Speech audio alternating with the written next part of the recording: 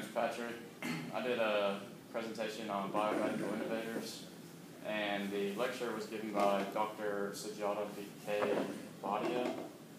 And it's pretty interesting. I never really thought that chemical engineers would be one of the up-and-coming disciplines for the medical field, so let's get started on that.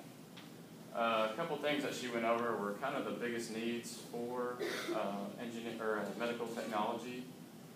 She also went over a few case studies and then how those could be related to chemical engineers. America is getting older by the second, and about 2030, 65% of the population is going to be over 65 years old, and that is coming with a lot of diseases, and heart disease is one of the main factors in that. And if you're wanting to get into the medical field, it has a lot of economic gain, and she said that for every dollar spent, you can make about $3 extra. This was kind of interesting. I was watching a documentary right before I got into this lecture, and it was called Fork Over Knife, and it was talking about coronary heart disease and what's going on in the world.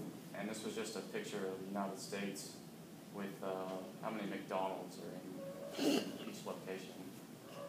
And so what was in the documentary was just they had different pictures of like the various places in the world, but the United States, it just kind of shows that how this is related to the fast food industry and how this coronary heart disease is quickly progressing. She had a slide in the presentation as well, and it just shows that there's about 7.2 million deaths a year from, I think, 2008, and that's about 12.2% of the deaths out of the top 10 diseases. Some general surgeries that you may be wanting to look at if you're wanting to try and break through some of the, come up with some new plans for surgical techniques. And they have some for like skin repair, which would be silicone collagen composites. Some sutures would be like stitches and things. And the ones I found most interesting would be the adhesives, which would be kind of like almost like a super glue. And you can just glue up some of your organs, or you could use it on your skin. And they also had hernia meshes, which if something were to bulge out from inside, you could kind of patch this up to where it would keep it from protruding any further. Here's one of just things with the suturing. Can lead to internal leaks, and a lot of times that's bad for your internal organs. It's good for the doctors, but bad for the patients. I mean, what leads to a lot of intensive care. And the leakage will lead to about 20% lower 5-year survival rate. This is just a little bit about the adhesives that you could use. If you were going to suture something like a liver or something of the sort, you could stitch it up and then maybe use the adhesive to stop the internal leaking. This was something that she had came up with. She was talking about how cells grow and how different things will react, and what the FDA could pass. And block A shows that the correct cell growth and what you would typically want. And a lot of things that get passed by the FDA aren't always like that. Like block B, which would be the cytotoxic positive control of organic tin or organotin, and that shows us a lot of dead cells, and it's not really good for the patients. But there is one of the adhesives that they're working on that does have a lot of the cells that are almost just like A, and that's just the polysaccharide-based adhesives. This was just a couple pictures of The first one is a liver, and they had actually glued it up with one of the polysaccharide adhesives.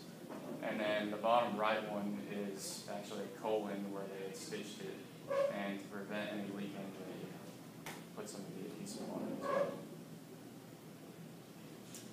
well. Cataract surgery, if you like dealing with the eyes, a lot of times we'll have to make an incision in the eye and then go in there, and they usually use sutures for it, but they found out that it causes a lot of tension, and it'll also often lead to astigmatism, so they were trying to steer away from that. So they moved on to using no sutures and making the incision as small as possible, and it somewhat works a lot better, but 1 in 100 patients could completely lose vision in the eye. But they are working on that as well, and they're going to try and use these sealants to just cover up the incision. This is just a quick thing. It just doesn't really relate. I don't think this much pressure would ever be put into the eye, but they put the sealant around an incision and pressure tested it, and it just shows that it held up. This is trial 1. I mean, it held 11 psi versus no sealant, so less than 1. This is what I liked the most, was the metal stents, and 75% of the artery procedures are used with metal stents, and then 25% of them are used with metal. And a lot of times this leads to retinosis, which this is where the artery just kind of recloses on itself. They're trying to get away from the metal stents and try and use drug-eluting stents, and this will go inside the artery and kind of slowly dissolve and will allow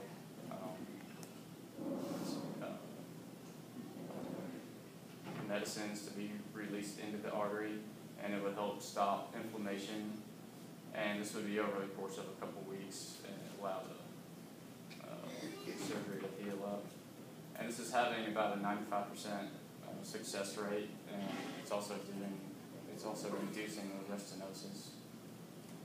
Their next thing that they invented was the degradable stents. They were having a couple of problems. They needed to make it as sturdy as one of the metal stents, but also be able to dissolve and not clog up some of your arteries. And these are good because if you're going to have to have a repeat surgery, it'll be like the stent was never there, and you can just go back in. The last thing she talked about with the stents was trying to get a degradable and drug-eluting stent, and this would be able to just be put in place and just pretty much dissolve. You never know it was there, but also keep the inflammation down. And just things to keep in mind for if you're ever designing something, just make sure it was biocompatible, make sure it has enough strength to just like the metal stents.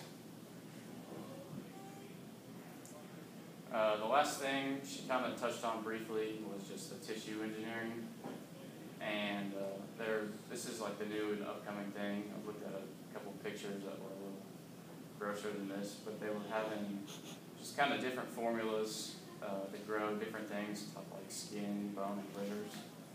And some of the pictures I saw were of mice with ears growing off the side of them and stuff, so I guess one day you could be using one of those.